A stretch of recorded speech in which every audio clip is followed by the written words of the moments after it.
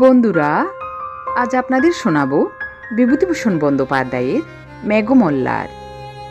দশপারমিতার মন্দিরে সেদিন যখন সাপুরের খেলা দেখবার জন্য অনেক মেয়ে পুরুষ মন্দির প্রাঙ্গণে একত্র হয়েছিল, তারই মধ্যে প্রদ্যুম্ন প্রথমে লোকটিকে দেখে।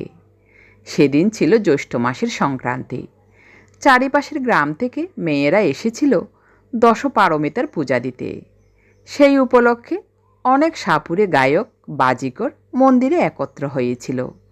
অনেক মালাকার নানা রকমের সুন্দর সুন্দর ফুলের গহনা গড়ে মেয়েদের কাছে বেচার জন্য এনেছিল। একজন শ্রেষ্ঠী মগধ থেকে দামি রেশমি শাড়ি এনেছিল বেচবার জন্য। তারই দোকানে ছিল সেদিন মেয়েদের খুব ভিড়। প্রদ্যুম্ন শুনেছিল জ্যৈষ্ঠ সংক্রান্তির উৎসব উপলক্ষে পারমিতার মন্দিরে একজন বিখ্যাত গায়ক ও বিন বাজিয়ে আসবেন। সে মন্দিরে গিয়েছিল তারই সন্ধানে। সমস্ত দিন ধরে খুঁজেও কিন্তু প্রদ্যুম্ন তাকে ভিড়ের মধ্যে থেকে বার করতে পারেনি। সন্ধ্যার কিছু পূর্বে মন্দিরের উঠোনে একজন সাপুরে অদ্ভুত অদ্ভুত সাপের খেলা দেখাতে আরম্ভ করলে, আর তারই চারিধারে অনেকগুলি কৌতুকপ্রিয় মেয়ে জমে গেল। ক্রমে সেখানে খুবই ভিড় হয়ে উঠল। প্রদ্যুম্নও সেখানে দাঁড়িয়ে গেল বটে, কিন্তু তার মন সাপ খেলার দিকে আদৌ ছিল না। সে ভিড়ের মধ্যে প্রত্যেক পুরুষ মানুষকে মনোযোগের সঙ্গে লক্ষ্য করছিল, যদি চেহারায় ও হাবভাবে বিন বাজিয়ে ধরা পড়েন। অনেকক্ষণ ধরে দেখবার পর তার চোখে পড়ল একজন প্রৌঢ় ভিড়ের মধ্যে তার দিকেই চেয়ে দাঁড়িয়ে আছেন। তার পরনে অতি মলিন ও জীর্ণ পরিচ্ছদ। কি জানি কেন প্রদ্যুম্নের মনে হলো এই সেই গায়ক। প্রদ্যুম্ন লোক ঠেলে তার কাছে যাবার উদ্যোগ করতে তিনি হাত উঁচু করে প্রদ্যুম্নকে ভিড়ের বাইরে যেতে ইঙ্গিত করলেন। বাইরে আসতে প্রৌঢ় তাকে জিজ্ঞাসা করলেন, আমি অবন্তীর গায়ে সুরদাস, তুমি আমাকে খুঁজছিলে না? প্রদ্যুম্ন একটু আশ্চর্য হলো, তার মনের কথা ইনি জানলেন কি করে? প্রদ্যুম্ন সসম্ভ্রমে জানালে, হ্যাঁ, সে তাকেই খুঁজছিল বটে। প্রৌঢ় বললেন, তুমি আমার অপরিচিত নও। তোমার পিতার সঙ্গে একসময় আমার যথেষ্ট বন্ধুত্ব ছিল। আমি কাশী গেলেই তোমার পিতার সঙ্গে দেখা না করে আসতাম না। তোমাকে ছেলেবেলায় দেখেছি, তোমার বয়স তখন খুব কম। আপনি এখানে এসে কোথায় আছেন? নদীর ধারে একটা ভাঙা মন্দির আছে, জানো? হ্যাঁ জানি, ওখানে একজন সন্ন্যাসী পূর্বে থাকতেন না? তিনি এখনও ওখানেই আছেন। তুমি যে কোনো একদিন গিয়ে ওখানে আমার সঙ্গে দেখা করো। তুমি এখানে কোথায় থাকো? এখানকার বিহারে পড়ি, 3 বছর আছি। আপনি মন্দিরে কতদিন থাকবেন? সে তোমাকে বলবো, তুমি এরই মধ্যে একদিন যেও। প্রদ্যুম্ন প্রণাম করে বিদায় নিল। সন্ধ্যা তখনও হয়নি। মন্দিরটা যে ছোট পাহাড়ের উপর ছিল, তারই দুপাশের ঢালু রাস্তা বেয়ে মেয়েরা উৎসব থেকে বাড়ি ফিরছিল। প্রদ্যুম্নের চোখ যেন কার সন্ধানে একবার মেয়েদের ভিড়ের মধ্যে ইতস্তত ধাবিত হলো। পরেই সে আবার তাদের পিছনে ফেলে দ্রুত পদে নামতে লাগল। আচার্য শীলব্রত অত্যন্ত কড়া মেজাজের মানুষ। একেই তিনি প্রদ্যুম্নের মধ্যে অন্যান্য ছাত্রদের চেয়ে বেশি চঞ্চলতা ও কৌতুকপ্রিয়তা লক্ষ্য করে তাকে একটু বেশি শাসনের মধ্যে রাখতে চেষ্টা করেন। তার উপরে সে রাত করে বিহারে ফিরলে কি আর রক্ষা থাকবে? বাঁক ফিরতেই বাঁ পাশের পাহাড়ের আড়ালটা সরে গেল। সেখানে সেদিকটা ছিল খোলা। প্রদ্যুম্ন দেখলে দূরে নদীর ধারে মন্দিরটার চূড়া দেখা যাচ্ছে। চূড়ার মাথার উপরকার ছায়াচ্ছন্ন আকাশ বেয়ে ঝাপসা ঝাপসা পাখির দল ডানা মেলে বাসায় ফিরছিল। আরও দূরে একখানা সাদা মেঘের প্রান্ত পশ্চিম দিকের পড়ন্ত রোদে সিঁদুরের মতো রাঙা হয়ে আসছিল। চারিধারে তার শীতোজ্জ্বল মেঘের কাঁচুলি হালকা করে টানা। হঠাৎ পিছন থেকে প্রদ্যুম্নের কাপড় ধরে কে ঈষৎ টানলে। প্রদ্যুম্ন পিছন ফিরে চাইতেই যে কাপড় ধরে টেনেছিল তার চোখে কৌতুকের বিদ্যুৎ খেলে গেল। সে কিশোরী। তার দোলন চাপা রঙের ছিপছিপে দেহটি বেড়ে নীল শাড়ি ঘুরিয়ে ঘুরিয়ে পরা, নতুন কেনা একছড়া ফুলের মালা তার খোপাটিতে জড়ানো। প্রদ্যুম্ন বিস্ময়ের সুরে বলে উঠল, কখন তুমি এসেছিলে সুনন্দা? আমি তোমাকে এত খুঁজলাম, কই দেখতে পেলাম না তো। প্রথমটা কিশোরীর মুখ লজ্জায় লাল হয়ে উঠল। তারপরে সে একটু অভিমানের সুরে বললে, আমাকেই কুঁচতে যেন এখানে এসেছিলে আর কি। যত রাজ্যের সাপুরে আর বাজিকরদের মুখের দিকে চেয়েছেই ঘুরছিলে, সে আর আমি দেখিনি? সত্যি বলছি সুনন্দা, তোমাকে খুঁজছি। নামবার সময় খুঁজেছি, এর আগেও খুঁজেছি। তুমি কাদের সঙ্গে এলে? এমন সময় দেখা গেল একদল মেয়ে পাহাড়ের উপর থেকে সেই পথে নেমে আসছে। সুনন্দার সেদিকে চোখ পড়তেই সে তখনই হঠাৎ প্রদ্যুম্নকে পিছনে ফেলে দ্রুতপদে নামতে লাগল। পিছনেই একদল অপরিচিতা মেয়ে। এই অবস্থায় আর সুনন্দার অনুসরণ করা সঙ্গত হবে না ভেবে সে প্রথমটা খানিকক্ষণ চুপ করে দাঁড়িয়ে রইল। তারপর হতাশা মেশানো ক্রোধে ঘাড় উঁচু করে সে সদর্পে লাফিয়ে লাফিয়ে পথ চলতে লাগল। সন্ধ্যার ঈষৎ অন্ধকার কখন মিলিয়ে গিয়েছে। অন্ধকারটায় তরল থেকে তরলতর হতে হতে হঠাৎ কখন জ্যোৎস্নায় পরিণত হয়েছে। অন্যমনস্ক প্রদ্যুম্ন তা মোটেই লক্ষ্য করেনি। যখন চমক ভাঙল তখন পূর্ণিমার শুভ্রোজ্জ্বল জ্যোৎস্না পথঘাট ধুইয়ে দিচ্ছিল। দূর মাঠের গাছপালা জ্যোৎস্নায় ঝাপসা দেখাচ্ছিল। পড়াশোনা তার হয় কি করে? আচার্য পূর্ণবর্ধন ত্রিপিটকের পাঠ অনায়ত্ত দেখে তাকে বৎসনা করলেই বা কী করা যাবে? এরকম রাত্রে যে যুগে যুগের বিরোহীদের মনোবেদনা তার প্রাণের মধ্যে জমে ওঠে, তার অবাধ্য মন যে এইসব পরিপূর্ণ জ্যোৎস্না রাত্রে মহাকর্তি বিহারের পাষাণ অলিন্দে মানস সুন্দরীদের পিছনে পিছনে ঘুরে বেড়ায়, এর জন্য সেই কি দায়ী? দশপারমিতার মন্দিরে সন্ধ্যারতির ঘণ্টার ধ্বনি তখনও মিলিয়ে যায়নি। দূরে নদীর বাঁকের ভাঙা মন্দিরে ক্ষীণ আলো জ্বলে উঠল। উৎসব প্রত্যাগত নরনারীর দল জ্যোৎস্নাভরা মাঠের মধ্যে ক্রমে বহু দূরে অদৃশ্য হয়ে গেল। প্রদ্যুম্নের গতি দ্রুত হল। পথের পাশে একটা গাছ। গাছের নিকট যেতে প্রদ্যুম্নের মনে হলো গাছের আড়ালে কেউ যেন দাঁড়িয়ে আছে। আর একটু এগিয়ে গাছের পাশে যেতেই তার অত্যন্ত পরিচিত কণ্ঠের হালকা মিষ্টি হাসির ঢেউয়ে সে থমকে দাঁড়িয়ে গেল। দেখলে গাছতলায় সুনন্দা দাঁড়িয়ে আছে। গাছের পাতার ফাঁক দিয়ে চিকচিক জ্যোৎস্নার আলো পড়ে তার সর্বাঙ্গে আলো আঁধারের জাল বুনেছে। প্রদ্যুম্ন চাইতেই সুনন্দা ঘাড় দুলিয়ে বলে উঠল, আর একটু হলেই বেশ হতো। গাছের তলা দিয়ে চলে যেতে, অথচ আমায় দেখতে পেতে না। সুনন্দাকে দেখে প্রদ্যুম্ন মনে মনে ভারী খুশি হলো। মুখে বললে, না তার দেখব কেন? ভারী ব্যাপারটা হয়েছে গাছতলায় লুকিয়ে, আর না দেখতে পেলেই বাকি। আমি তোমার উপর ভারী রাগ করেছি সুনন্দা, সত্যি বলছি। সুনন্দা বললে, দোষ করবেন নিজে, আবার রাগও করলেন নিজে। সেদিন কি কথা বলেছিলে মনে আছে? তা না, যত রাজ্যের সাপুরে আর বাজিকর। মা গো, ওদের কাছে যাও কি করে? এমন ময়লা কাপড় পরে? আমি ওদের ত্রিসীমানায় যাইনি। প্রদ্যুম্ন বললে, তুমি বড় মানুষের মেয়ে, তোমার কথাই আলাদা। কিন্তু কথাটা কী ছিল বলছিলে? সুনন্দা বললে, যাও, আর মিথ্যে ভানে দরকার নেই। কী কথা মনে করে দেখো, সেই সেদিন বললে না। প্রদ্যুম্ন একটুখানি ভেবে বলে উঠল, বুঝতে পেরেছি, সেই বাসি। সুনন্দা অভিমানের সুরে বললে, ভেবে দেখো বলছিলে কি না? আমি দুপুরবেলা থেকে মন্দিরে এসে বসে আছি, একে তো এলেন বেলা করে, তার উপর যাও। প্রদ্যুম্ন এবার হেসে উঠল, বললে, আচ্ছা সুনন্দা, যদি তুমি আমায় দেখতে পেয়েছিলে তো আমায় ডাকলে না কেন? সুনন্দা বললে, আমি কি একা ছিলাম? দুপুরবেলায় আমি একা বসেছিলাম বটে, কিন্তু তখন তো আর তুমি আসোনি। তারপর আমাদের গাঁয়ের মেয়েরা সব যে এলো, কী করে ডাকবো? প্রদ্যুম্ন বললে, আচ্ছা ধরে নিলাম আমার দোষ হয়েছে। তবে তুমি যে বারবার সাপুরে আর বাজিকরদের কথা বলছো সুনন্দা, সাপুরে আর বাজিকরদের আমি খুঁজিনি।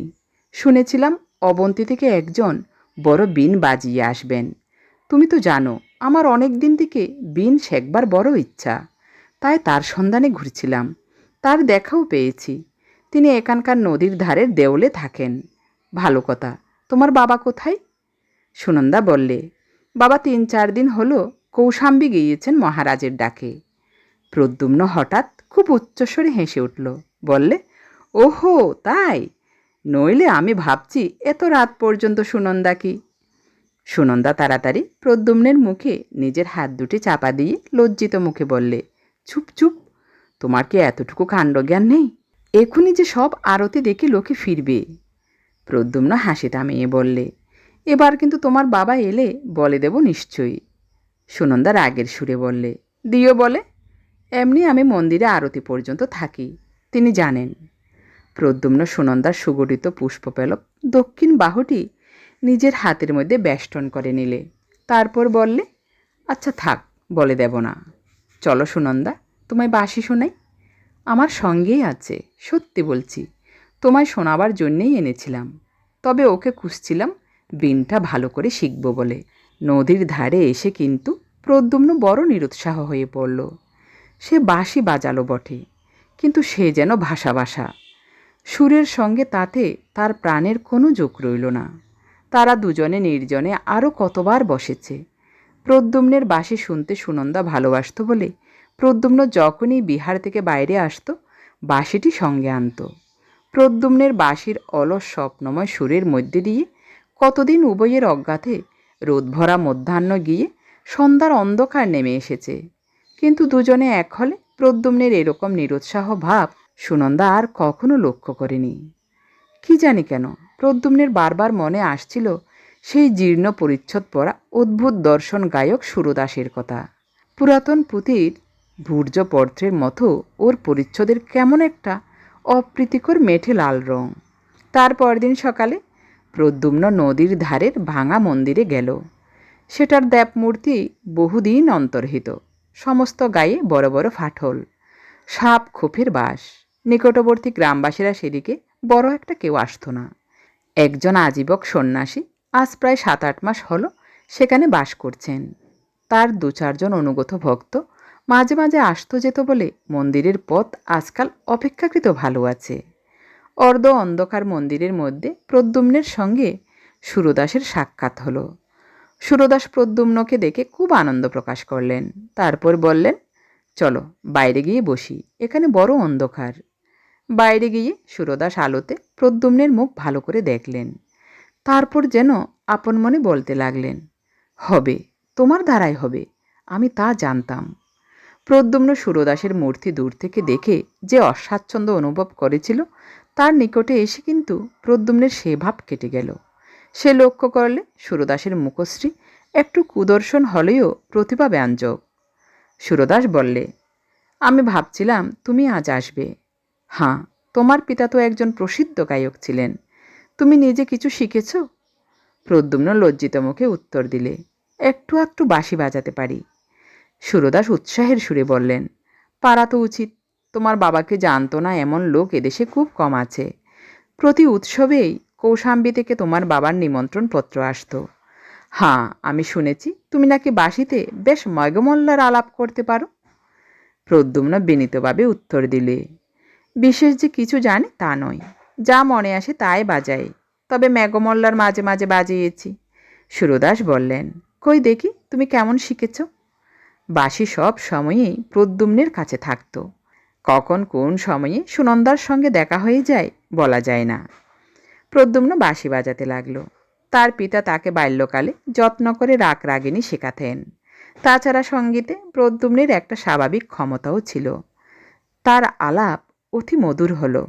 লতাপাতা ফুল ফলের মাঝখান বেয়ে উদার নীল আকাশ আর জ্যোৎস্না রাতের মর্ম ফেটে যে রসধারা বিশ্বে সব সময় ঝরে পড়ছে, তার বাঁশির গানে সে রস যেন মূর্ত হয়ে উঠল।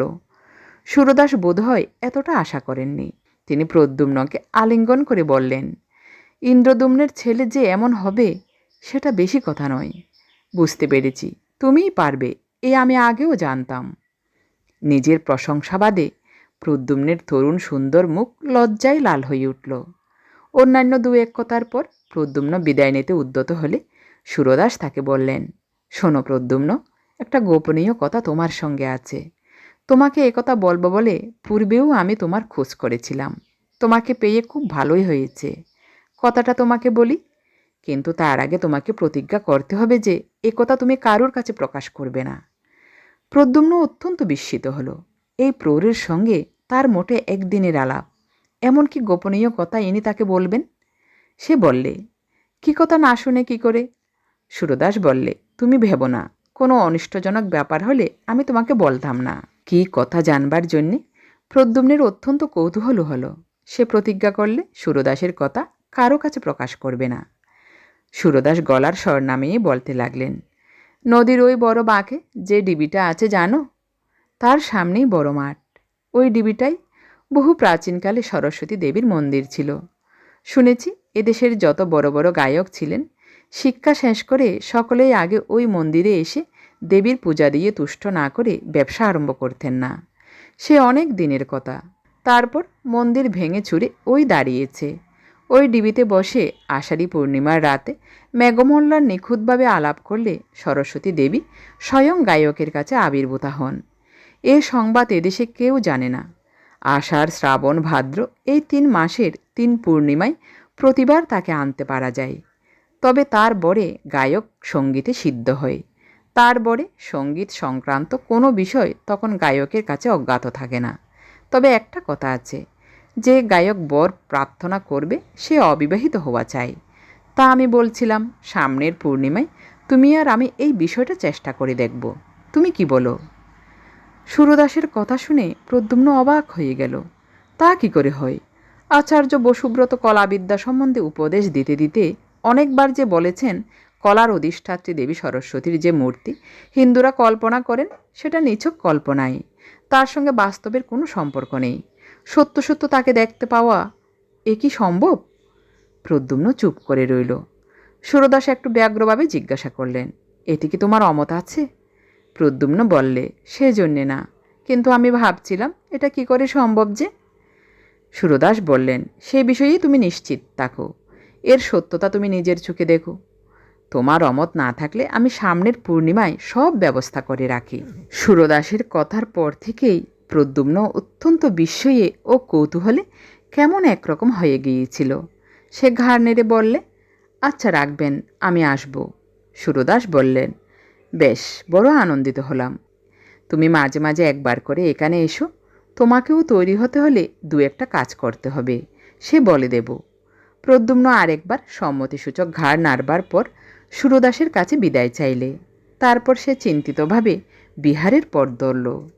তার মনে হচ্ছিল দেবী সরস্বতী স্বয়ং। শ্বেতপদ্মের মতো নাকি রংটি তার, না জানি কত সুন্দর তার মুখশ্রী। আচার্য বসুব্রত বলেন বটে।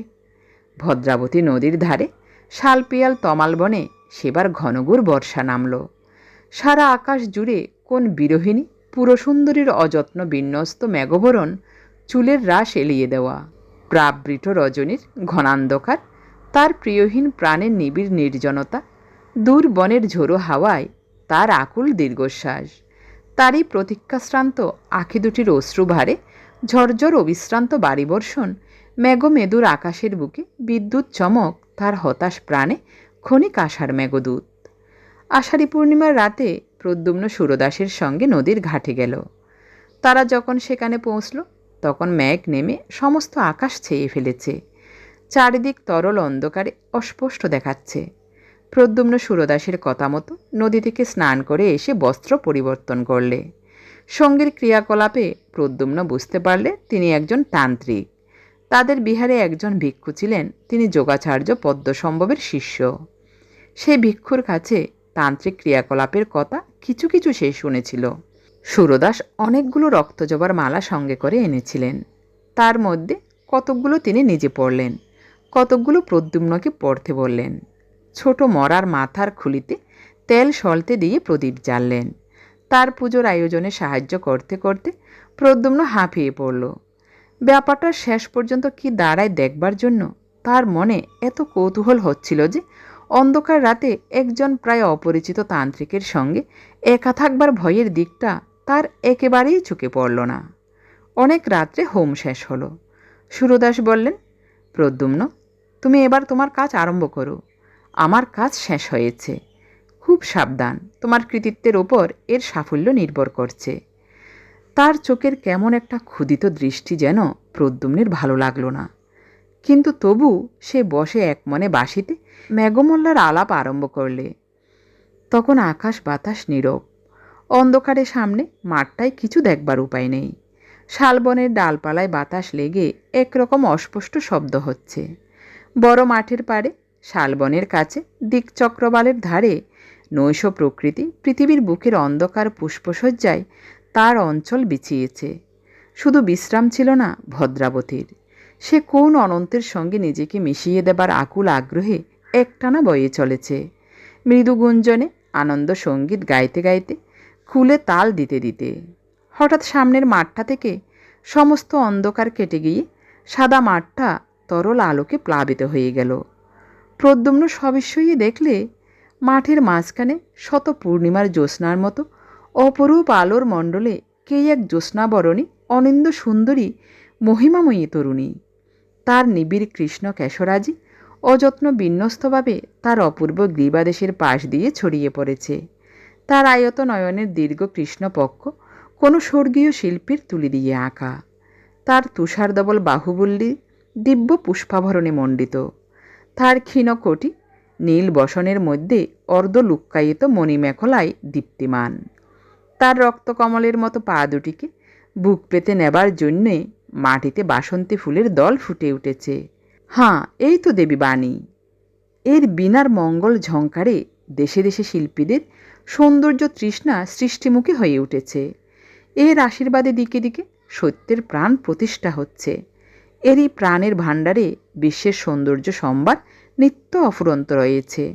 শাশ্বত এর মহিমা, অক্ষয় এর দান, চির নতুন এর বাণী।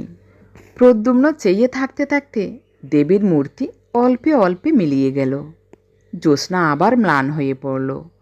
বাতাস আবার নিস্তেজ হয়ে বইতে লাগল। অনেকক্ষণ প্রদ্যুম্নের কেমন একটা মোহের ভাব দূর হলো না। সে যা দেখলে এই স্বপ্ন না সত্য। অবশেষে সুরদাসের কথায় তার চমক ভাঙল। সুরদাস বললে, আমার এখনও কাজ আছে, তুমি ইচ্ছা করলে যেতে পারো। কেমন, আমার কথা মিথ্যা নয়, দেখলে তো? সুরদাসের কথা কেমন অসংলগ্ন বোধ হতে লাগলো। তার মুখের দিকে চেয়ে প্রদ্যুম্ন দেখলে তার চোখ দুটো যেন অর্ধ অন্ধকারের মধ্যে জ্বলজ্বল করছে। তার কাছ থেকে বিদায় নিয়ে সে যখন বিহারের দিকে রওনা হলো, পূর্ণিমার চাঁদকে তখন মেঘে প্রায় ঢেকে ফেলেছে। একটু একটু জ্যোৎস্না যা আছে তা কেমন হলদে রঙের। গ্রহণের সময় জ্যোৎস্নার এরকম রং সে কয়েকবার দেখেছে। মাঠ খুব বড়, পার হতে অনেকটা সময় লাগলো। তারপর মাঠ ছাড়িয়ে বড় বনটা আরম্ভ হলো। খুব ঘন বন, শাল দেবদারু গাছের ডালপালা নিবিড় হয়ে জড়াজড়ি করে আছে। মধ্যে অন্ধকারও খুব, পাছে রাত ভোর হয়ে যায় এই ভয়ে সে খুব দ্রুত পদে যাচ্ছিল। যেতে যেতে তার চোখে পড়ল বনের মধ্যে এক স্থান দিয়ে যেন খানিকটা আলো বেরুচ্ছে। প্রথম সে ভাবল গাছের পাতার ফাঁক দিয়ে জ্যোৎস্না এসে পড়ে থাকবে, কিন্তু ভালো করে লক্ষ্য করে দেখে সে বুঝলে যে সে আলো জ্যোৎস্নার আলোর মতন নয়। বরং কৌতূহল অত্যন্ত হওয়াতে পথ ছেড়ে সে বনের মধ্যে ঢুকে পড়ল। যে পিপ্পল গাছের সারির ফাঁক দিয়ে আলো আসছিল তার কাছে গিয়ে গাছের গুড়ির ফাঁক দিয়ে উঁকি মেরে প্রদ্যুম্ন অবাক হয়ে দাঁড়িয়ে রইল। একেই তো সে এই মাত্র মাঠের মধ্যে দেখেছে। এই সেই অপরূপ সুন্দরী নারী তো। অদ্ভুত, সে দেখলে যাকে এইমাত্র মাঠের মধ্যে দেখেছে সেই অপরূপ দ্যুতিশালিনী নারী বনের মধ্যে চারিদারে ঘুরে বেড়াচ্ছেন। জোনাকি পোকার হুল থেকে যেমন আলো বার হয়, তার সমস্ত অঙ্গ দিয়ে তেমনি একরকম স্নিগ্ধোজ্জ্বল আলো বেরুচ্ছে। অনেক দূর পর্যন্ত বন সে আলোয় উজ্জ্বল হয়ে উঠেছে। আর একটু নিকটে গিয়ে সে লক্ষ্য করলে তার আয়ত চক্ষু দুটি অর্ধ নির্মিলিত, যেন কেমন নেশার ঘোরে তিনি চারিপাশে হাতড়ে পার হবার পথ খুঁজে বেড়াচ্ছেন, কিন্তু তা না পেয়ে পিপ্পল গাছগুলোর চারিধারে চক্রাকারে ঘুরছেন। তার মুখশ্রী অত্যন্ত বিপন্নের মতো। প্রদ্যুম্নের হঠাৎ বড় ভয় হলো। সে ভাবলে মাঠে সরস্বতী দেবীর দর্শন থেকে আর এ পর্যন্ত সমস্ত ঘটনাটা আগাগোড়া ভৌতিক। এই নিশীথী রাত্রে শালের বনে নইলে এ কী কাণ্ড! সে আর সেখানে মোটেই দাঁড়ালো না। বন থেকে বার হয়ে দ্রুত হাঁটতে হাঁটতে যখন সে বিহারের উদ্যানে এসে পৌঁছল, ম্লান চাঁদ তখন কুমার শ্রেণীর পাহাড়ের পিছনে অস্ত যাচ্ছে। ভোর রাত্রে শয্যায় শুয়ে ঘুমিয়ে পড়ে সে স্বপ্ন দেখলে ভদ্রাবতীর গভীর কালো জলের তলায় রাতের অন্ধকারে কে এক দেবী পথ হারিয়ে ফেলেছেন। তিনি যতই উপরে উঠবার চেষ্টা পাচ্ছেন, জলের ঢেউ তাকে ততই বাধা দিচ্ছে। নদীর জলে তার অঙ্গের জ্যোতি ততই নিভে আসছে। অন্ধকার ততই তার চারিপাশে গাঢ় হয়ে আসছে। নদীর মাছগুলো তার কোমল পা দুকানে ঠুকরে রক্তাক্ত করে দিচ্ছে। ব্যতীত দেহা বিপন্না ব্যপথুমতি দেবীর দুঃখ দেখে একটা বড় মাছ দাঁত বার করে হিংস্র হাসি হাসছে। মাছটার মুখ গায়ক সুরদাসের মতো। প্রদ্যুম্ন ভোরে উঠেই আচার্য পূর্ণবর্ধনের কাছে গিয়ে সুরদাসের সঙ্গে প্রথম দেখার দিন থেকে গত রাত্রি পর্যন্ত সমস্ত ব্যাপার খুলে বললে। আচার্য পূর্ণবর্ধন বৌদ্ধ দর্শনের অধ্যাপক ছিলেন। মঠের ভিক্ষুকদের মধ্যে তিনি ছিলেন সর্বাপেক্ষা প্রাচীন ও বিজ্ঞ। এজন্য সকলেই তাকে শ্রদ্ধা করত। তিনি সব শুনে বিস্মিত হলেন। সঙ্গে সঙ্গে তার চোখের দৃষ্টি শঙ্কাকুল হয়ে উঠল। জিজ্ঞাসা করলেন, একথা আগে জানাওনি কেন? তিনি নিষেধ করেছিলেন। আমি তার কাছে প্রতিজ্ঞা। বুঝেছি, তবে এখন বলতে এসেছো কেন?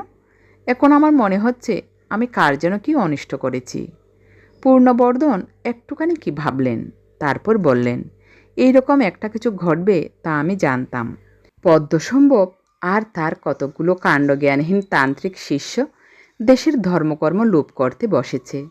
স্বার্থসিদ্ধির জন্য এরা না করতে পারে এমন কোনো কাজই নেই। আর আমি বেশ দেখেছি প্রদ্যুম্ন, যে তোমার এই অবাধ্যতা ও অযথা কৌতুক প্রিয়তাই তোমার সর্বনাশের মূল হবে। তুমি কাল রাত্রে অত্যন্ত অন্যায় কাজ করেছ। তুমি দেবী সরস্বতীকে বন্দিনী করবার সহায়তা করেছ। এবার প্রদ্যুম্নের বিস্মিত হবার পালা। তার মুখ দিয়ে কোনো কথা বার হলো না। পূর্ণবর্ধন বললেন, এইসব কুসংসর্গ থেকে দূরে রাখবার জন্যেই আমি বিহারের কোনো ছাত্রকে বিহারের বাইরে যাবার অনুমতি দিইনি। কিন্তু যাক, তুমি ছেলে মানুষ, তোমারই বা দোষ কী? আচ্ছা, এই সুরদাসকে দেখতে কীরকম বলো দেখি। প্রদ্যুম্ন সুরদাসের আকৃতি বর্ণনা করলে। পূর্ণবর্ধন বললেন, আমি জানি তুমি যাকে সুরদাস বলছ তার নাম সুরদাস নয়, বা তার বাড়ি অবন্তীতেও নয়। সে হচ্ছে প্রসিদ্ধ কাপালিক গুণাঢ্য। কার্যসিদ্ধির জন্য তোমার কাছে মিথ্যা নাম বলেছে। প্রদ্যুম্ন অধীরভাবে বলে উঠল, কিন্তু আপনি যে বলেছেন। পূর্ণবর্ধন বললেন, সে ইতিহাস বলছি শোনো। নদীর ধারে যে সরস্বতী মন্দিরের ভগ্ন স্তূপ আছে, ওটা হিন্দুদের একটা অত্যন্ত বিখ্যাত তীর্থস্থান। প্রায় 200 বৎসর পূর্বে একজন তরুণ গায়ক ওখানে থাকত। তখন মন্দিরের খুব সমৃদ্ধির অবস্থা ছিল না। কিন্তু প্রবাদ এই যে সে গায়কটি মেঘমল্লারে এমন সিদ্ধ ছিল যে আষাঢ়ী পূর্ণিমার রাতে তার আলাপে মুগ্ধা হয়ে দেবী সরস্বতী স্বয়ং তার কাছে আবির্ভূতা হতেন। সেই থেকে ওই মন্দির এক প্রসিদ্ধ তীর্থস্থান হয়ে ওঠে। সে গায়ক মারা যাবার পরেও কিন্তু পূর্ণিমার রাতে সিদ্ধ গায়ক মল্লার আলাপ করলেই দেবী যেন কোন টানে তার কাছে এসে পড়েন। এই গুণাঢ্য একবার অবন্তীর প্রসিদ্ধ গায়ক সুরদাসের সঙ্গে ওই ডিবিতে উপস্থিত ছিল। সুরদাস মেঘমল্লার সিদ্ধ ছিলেন। তার গানে নাকি সরস্বতী দেবী তার সম্মুখে আবির্ভূতা হয়ে তাকে বর প্রার্থনা করতে বলেন। সুরদাস প্রার্থনা করেন তিনি যেন দেশের সঙ্গীতজ্ঞ ব্যক্তিদের মধ্যে শ্রেষ্ঠ আসন প্রাপ্ত হন। সরস্বতী দেবী তাকে সেই বরই দেন। তারপর দেবী যখন গুণাঢ্যকে বর প্রার্থনার কথা বলেন, তখন সে দেবীর রূপে মুগ্ধ হয়ে তাকেই প্রার্থনা করে বসে। সরস্বতী দেবী বলেছিলেন, তাকে পাওয়া নির্গুণের কাজ নয়। সে নামে গুণাঢ্য হলেও কার্যত তার এমন কোনো কলাতেই নিপুণতা নেই যে তাকে পেতে পারে। অনেক জীবন ধরে সাধনার প্রয়োজন। সরস্বতী দেবী অন্তর্হিত হওয়ার পর মূর্খ গুণাঢ্যের মোহ আরও বেড়ে যায়। আর সেই সঙ্গে সঙ্গে দেবীর উপর তার অত্যন্ত রাগ হয়। সে তন্ত্রোক্ত মন্ত্র বলে দেবীকে বন্দিনী করবার জন্যে উপযুক্ত তান্ত্রিক গুরু খুঁজতে থাকে। আমি জানি সে এক সন্ন্যাসীর কাছে তন্ত্রশাস্ত্রের উপদেশ নিত। সন্ন্যাসী কিছুদিন পরে তার তন্ত্র সাধনার হীন উদ্দেশ্য বুঝতে পেরে তাকে দূর করে দেন। এসব কথা এদেশের সকল প্রাচীন লোকেই জানেন। আমি অনেক দিন তারপর গুণাঢ্যের আর কোনো সংবাদ জানতাম না। ভেবেছিলাম সে এদেশ থেকে চলে গিয়েছে। কিন্তু এখন তোমার কথা শুনে আমার মনে হচ্ছে কাল রাত্রে সে কৃতকার্য হয়েছে বোধ হয়। এতদিন ওই উদ্দেশ্যেই সে কোথাও তন্ত্র সাধনা করছিল। যাক, তুমি এখনই গিয়ে সন্ধান করো মন্দিরে সে আছে কি না। থাকে যদি আমায় সংবাদ দিও।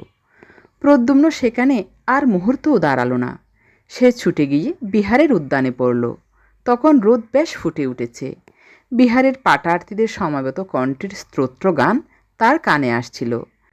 যেতে যেতে সে দেখলে উদ্যানের এক প্রান্তে একটা বড় আম গাছের ছায়ায় চিত্রকর ভিক্ষু বসুব্রত হরিণ চর্মের আসনে বসে বোধহয় কি আঁকছেন। কিন্তু তার মুখে অতৃপ্তি ও অসাফল্যের একটা চিহ্ন আঁকা। প্রদ্যুম্ন যা ভেবেছিল তাই ঘটল। মন্দিরে গিয়ে সে দেখল সেখানে কেউ নেই। গুণাঢ্য তো নেই, সেই আজীবক সন্ন্যাসী পর্যন্ত নেই। দু একটা জবাগ্রিপানের ঘট, আগুন জ্বালবার জন্য সংগৃহীত কিছু শুকনো কাঠ মন্দিরের মধ্যে এদিক ওদিক ছড়ানো পড়ে আছে। সেদিন গভীর রাত্রে প্রদ্যুম্ন কাউকে কিছু না বলে চুপি চুপি বিহার পরিত্যাগ করলে। তারপর 1 বৎসর কেটে গিয়েছে। বিহার পরিত্যাগ করবার পর প্রদ্যুম্ন একবার কেবল সুনন্দার সঙ্গে সাক্ষাৎ করে বলেছিল সে বিশেষ কোনো কাজে বিদেশ যাচ্ছে, শীঘ্রই ফিরে আসবে। এই 1 বৎসর সে কাঞ্চি, উত্তর কৌশল ও মগধের সমস্ত স্থান খুঁজেছে, কোথাও গুণাঢ্যের সন্ধান পায়নি। তবে বেড়াতে বেড়াতে কতকগুলি কৌতূহলজনক কথা তার কানে গিয়েছে। মগধের প্রসিদ্ধ ভাস্কর মিহিরগুপ্ত রাজার আদেশ মতো ভগবান তথাগতের মূর্তি তৈরি করতে আদিষ্ট হয়েছিলেন। 1 বৎসর পরিশ্রম করে তিনি যে মূর্তি গড়ে তুলেছেন তার মুখশ্রী এমন রূঢ় ও ভাববিহীন হয়েছে যে তা বুদ্ধের মূর্তি কি মগধের দুর্দান্ত দস্যু দমনকের মূর্তি তা সে দেশের লোক ঠিক বুঝতে পারছে না। তক্ষশিলার বিখ্যাত দার্শনিক পণ্ডিত যমুনাচার্য মীমাংসা দর্শনের ভাষ্য প্রণয়ন করতে নিযুক্ত ছিলেন। হঠাৎ তার নাকি এমন দুর্দশা ঘটেছে যে তিনি আর সূত্রের অর্থ করে উঠতে না পেরে আবার বৈদিক ব্যাকরণের সুবন্ত প্রকরণ থেকে পড়তে আরম্ভ করেছেন। মহাকর্তি বিহারের চিত্রবিদ্যা শিক্ষক ভিক্ষু বসুব্রত বুদ্ধ ও সুজাতা নামক তার চিত্রখানা বৎসরাবধি চেষ্টা করেও মনের মতো করে এঁকে উঠতে না পেরে বিরক্ত হয়ে ওদিকে একেবারে ছেড়ে দিয়ে সম্প্রতি নাকি শাকুন শাস্ত্রের চর্চায় অত্যন্ত উৎসাহ দেখাচ্ছেন। একদিন প্রদ্যুম্ন সন্ধান পেল উরুবিল্ল গ্রামের কাছে একটা নির্জন স্থানে একজন গৌচিকিৎসক এসে বাস করছেন। তার চেহারার বর্ণনার সঙ্গে সুরদাসের আকৃতির অনেকটা মিল হলো। তখনই সে গ্রামে গিয়ে অনেককে জিজ্ঞাসা করলে, কিন্তু গৌচিকিৎসকের সন্ধান কেউ দিতে পারলে না। সেদিন ঘুরতে ঘুরতে অবসন্ন অবস্থায় উরুবিল্ল গ্রামের প্রান্তের একটি বড় বটগাছের ছায়ায় সে বসেছে। সন্ধ্যা তখনও নামেনি। ঝিরঝিরে বাতাসে গাছের পাতাগুলো নাচছে। পাশে মাঠে পাকা শস্যের শীষগুলো সোনার মতো চিকমিক করছে। একটু দূরে একটা ডোবার মতো জলাশয়ে বিস্তর কুমুদ ফুল ফুটে আছে। অনেক বন্য হংস তার জলে খেলা করছে। সামনে একটু দূরে একটা ছোট পাহাড়, পাহাড়ের গায়ে একটা ঝর্ণা। পাহাড়ের নিচে এক জায়গায় ঝর্ণার জল খানিকটা আটকে গিয়ে ওই ডোবার মতো জলাশয়টা তৈরি করেছে। প্রদ্যুম্নের হঠাৎ চোখ পড়ল, পাহাড়ের গা বেয়ে ধাপে ধাপে ঘটকক্ষে এক স্ত্রীলোক নেমে আসছেন। দেখে তার মনে কেমন সন্দেহ হওয়াতে সে এগিয়ে গেল। ডোবার একদিকের উঁচু পাড়ে গিয়ে দেখেই তার মাথাটা যেন ঘুরে উঠল। এই তো তিনি, ভদ্রাবতীর তীরে শালবনে ইনিই তো পথ হারিয়ে ঘুরছিলেন। মাঠের মধ্যে জ্যোৎস্না রাতে একেই তো সে দেখছিল। তবে তার অঙ্গের সে জ্যোতির এক কণাও আর নেই। পরনে অতি মলিন এক বস্ত্র, কিন্তু সেই চোখ, সেই সুন্দর গঠন। দাঁড়িয়ে দাঁড়িয়ে দেখে তার আর কোনো সন্দেহ রইল না যে এই তিনি।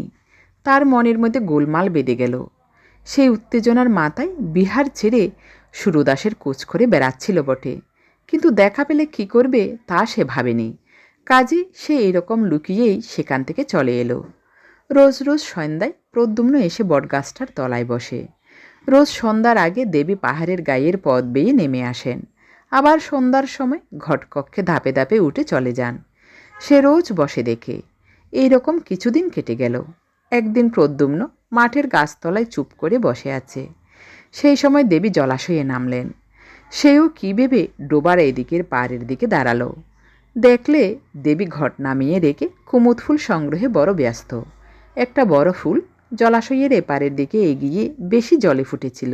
তিনি সেটা সংগ্রহের জন্য খানিকটা বৃথা চেষ্টা করবার পর চোখ তুলে অপর পারে প্রদ্যুম্নকে দেখতে পেয়ে হঠাৎ একটু অপ্রতিভের হাসি হাসলেন। তারপর হাসি মুখে তার দিকে চেয়ে বললেন, ফুলটা আমায় তুলে দেবে? দিই, যদি আপনি এক কাজ করেন। কি বলো? আমায় কিছু খেতে দেবেন? আমি সমস্ত দিন কিছু খাইনি। দেবীর মুখে ব্যথার চিহ্ন দেখা দিল। বললেন, আহা, তা এতক্ষণ বলনি কেন? এপারে এসো, থাকবে ফুল। প্রদ্যুম্ন জলে নেমে ফুলটা সংগ্রহ করে ওপারে গেল। দেবী বললেন, তুমি মাঠের মাঝের ওই বড় গাছটার তলায় রোজ বসে থাকো না? প্রদ্যুম্ন তার হাতে ফুলটা দিয়ে বললে, হ্যাঁ, আমিও দেখি আপনি সন্ধ্যার সময় রোজই জল নিতে আসেন। দেবী হাসি মুখে বললেন, ওই পাহাড়ের ওপরেই আমাদের ঘর। এসো তুমি আমার সঙ্গে, তোমায় খেতে দিই গে। হঠাৎ দেবী কেমন এক প্রকার বিহ্বল চোখে চারিদিকে চাইলেন। তারপর পাহাড়ের গায়ে কাঠা ধাপ বেয়ে উঠতে লাগলেন। প্রদ্যুম্ন পিছনে পিছনে চলল। পাহাড়ের উপর উঠে গিয়ে একটু দূরে বুনো বাঁশঝাড়ের আড়ালে বেশ পরিষ্কার পরিচ্ছন্ন একটা ছোট কুটির। দেবী বন্ধ দুয়ার খুলে ঘরের মধ্যে গিয়ে প্রদ্যুম্নকে বললেন, এসো। প্রদ্যুম্ন দেখলে কুটিরে কেউ নেই। জিজ্ঞাসা করলে, আপনি কি এখানে একা থাকেন? দেবী বললেন, না, এক সন্ন্যাসী আমায় এখানে সঙ্গে করে এনেছেন। তিনি কি করেন জানি নে, কিন্তু মাঝে মাঝে এখান থেকে চলে যান। 5-6 দিন পরে আসেন। তুমি এখানে বসো। দেবী মাটির ঘট পূর্ণ করে তাকে জবাগ্নি পান করতে দিলেন। স্বাদ অমৃতের মতো। এমন সুস্বাদু জবাগু সে পূর্বে কখনো পান করেনি। প্রদ্যুম্নের মনে হলো, যদি আচার্য পূর্ণবর্ধনের কথা সত্য হয়, আর যদি সে স্বচক্ষে যা দেখেছে তা ইন্দ্রজাল না হয়, তবে এই তো দেবী সরস্বতী তার সামনে। তার জানবার কৌতূহল হলো, ইনি নিজের সম্বন্ধে কি বলেন। সে জিজ্ঞাসা করলে, আপনারা এর আগে কোথায় ছিলেন? আপনার দেশ কোথায়? দেবী কাঠের বড় পাত্রে সযত্নে স্যুপ ও অন্ন পরিবেশনে ব্যস্ত ছিলেন। প্রশ্ন শুনে বিস্ময়পূর্ণ দৃষ্টিতে তিনি প্রদ্যুম্নের দিকে চেয়ে বললেন, আমার কথা বলছো? আমার দেশ কোথায় জানি নে। আমি নাকি বিদিশার পথের ধারে এক ভাঙা মন্দিরে অচেতন অবস্থায় পড়েছিলাম। সন্ন্যাসী আমায় এখানে উঠিয়ে এনেছেন। সেই থেকে এখানেই আছি। তার আগে কোথায় ছিলাম তা আমার মনে পড়ে না। তিনি অন্যমনস্কভাবে বাইরে সাঁঝের রক্তিম আকাশে, যেখানে উরুবিল্ল গ্রামের প্রান্তরে বনরেখার মাথায় সূর্য হেলে পড়েছেন, সেই দিকে চেয়ে রইলেন। চেয়ে চেয়ে কি মনে আনবার চেষ্টা করলেন, বোধহয় মনে এলো না।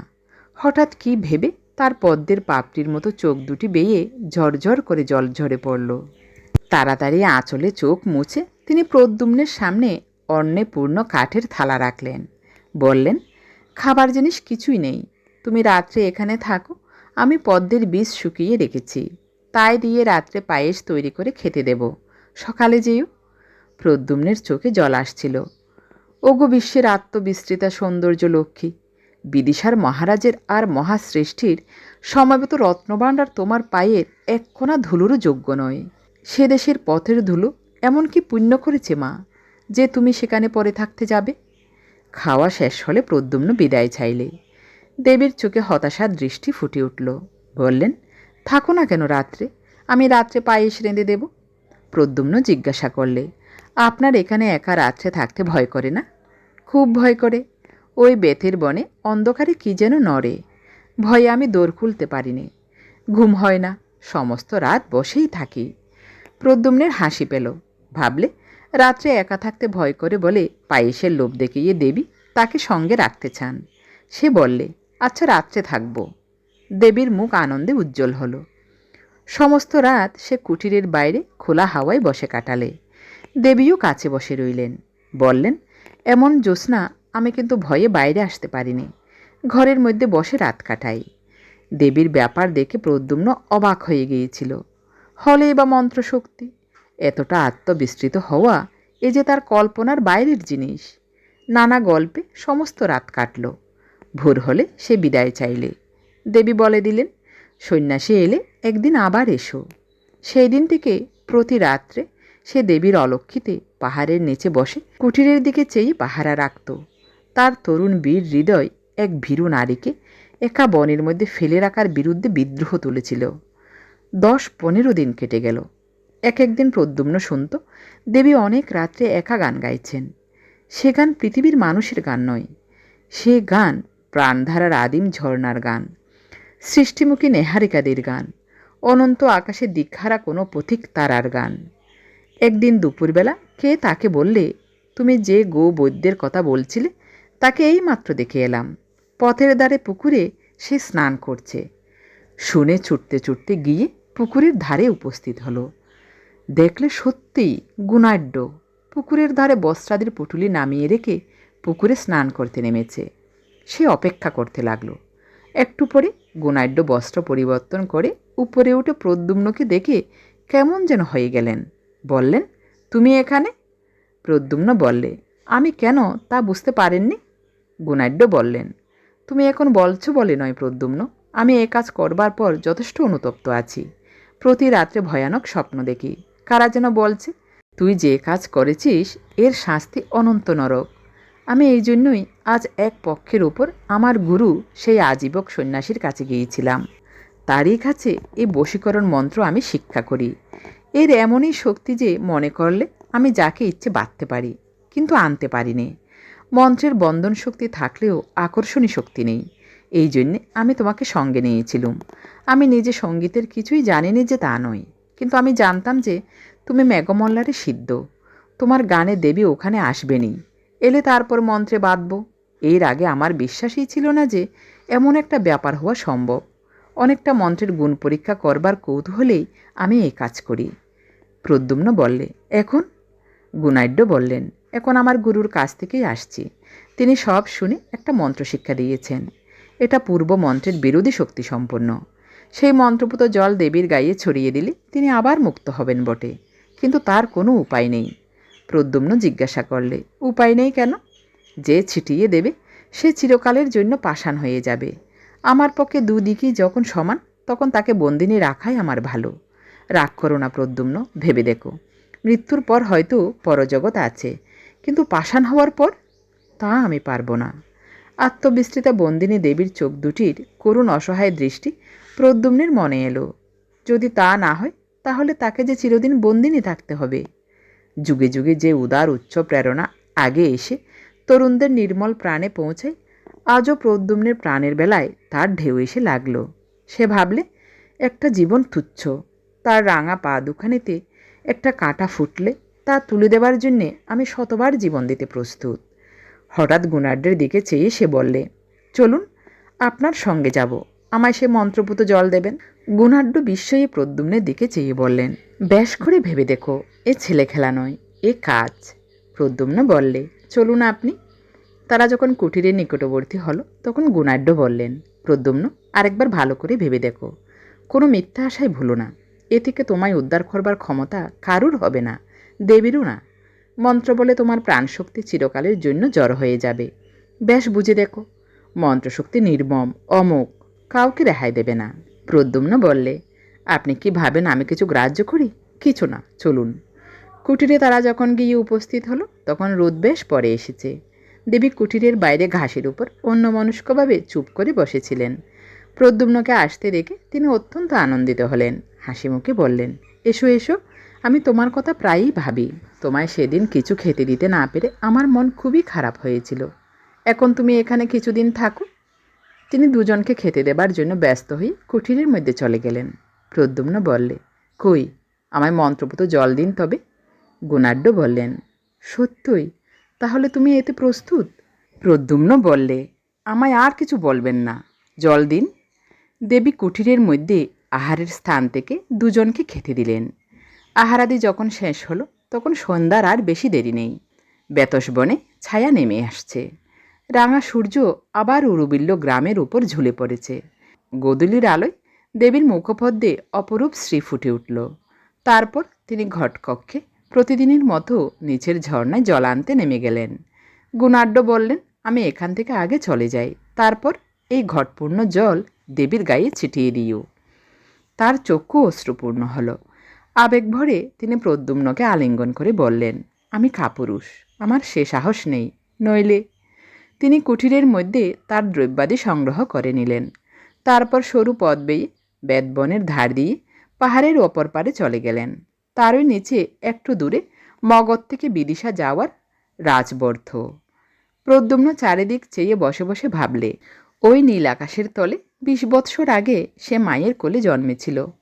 তার সে মা বারাণসীতে তাদের গৃহটিতে বসে বাতায়ন পথে সন্ধ্যার আকাশের দিকে চেয়ে হয়তো প্রবাসী পুত্রের কথায় ভাবছেন। মায়ের মুখখানে একবারটি শেষবারের জন্য দেখতে তার প্রাণ আকুল হয়ে উঠল। ওই পূর্ব আকাশের নবমীর চাঁদ কেমন উজ্জ্বল হয়েছে। মগধ যাবার রাজপথে গাছের সারির মাথায় একটা তারা ফুটে উঠল। বেদবনের বেদডাঁঠাগুলো তরল অন্ধকারে আর ভালো দেখা যায় না। প্রদ্যুম্নের চোখ হঠাৎ অশ্রুপূর্ণ হলো। সেই সময়ে সে দেখলে দেবী জল নিয়ে পাহাড়ের গা বেয়ে উঠে আসছেন। মন্ত্রপুত জলপূর্ণ ঘট সে মাটিতে নামিয়ে রেখেছিল। দেবীকে আসতে দেখে সে তা হাতে তুলে নিলে। দেবী কুটিরের সামনে এলেন। তার হাতে অনেকগুলো আধফোঁটা কুমুদ ফুল। প্রদ্যুম্নকে জিজ্ঞাসা করলেন, সন্ন্যাসী কোথায়? প্রদ্যুম্ন বললে, তিনি আবার কোথায় চলে গেলেন, আজ আর আসবেন না। তারপর সে গিয়ে দেবীর পায়ের ধুলো নিয়ে তাকে প্রণাম করে বললে, মা, না জেনে তোমার উপর অত্যন্ত অন্যায় আমি করেছিলাম। আজ তারই শাস্তি আমাকে নিতে হবে, কিন্তু আমি তার জন্য এতটুকু দুঃখিত নই। যতক্ষণ জ্ঞান লুপ্ত না হয়ে যায় ততক্ষণ এই ভেবে আমার সুখ যে বিশ্বের সৌন্দর্য লক্ষ্মীকে অন্যায় বাঁধন থেকে মুক্ত করার অধিকার আমি পেয়েছি। দেবী বিস্মিত দৃষ্টিতে প্রদ্যুম্নের দিকে চেয়ে রইলেন। প্রদ্যুম্ন বললে, শুনুন, আপনি বেশ করে মনে করে দেখুন দেখি, আপনি কোথা থেকে এসেছিলেন? দেবী বললেন, কেন, আমি তো বিদিশার পথের ধারে। প্রদ্যুম্ন এক অঞ্জলি জল তার সর্বাঙ্গে ছিটিয়ে দিলে। সদ্য নিদ্রোত্থিতার মতো দেবী চমকে উঠলেন। প্রদ্যুম্ন দৃঢ় হস্তে আরেক অঞ্জলি জল দেবীর সর্বাঙ্গে ছড়িয়ে দিলে। নিমেষের জন্য তার চোখের সামনে বাতাসে এক অপূর্ব সৌন্দর্যের স্নিগ্ধ প্রসন্ন হিল্লোল বয়ে গেল। তার সারা দেহমন আনন্দে শিউরে উঠল। সঙ্গে সঙ্গে তার মনে এলো বারাণসীতে তাদের গৃহে সন্ধ্যার আকাশে বন্ধ আঁখি বাতায়ন পথবর্তিনী তার মা।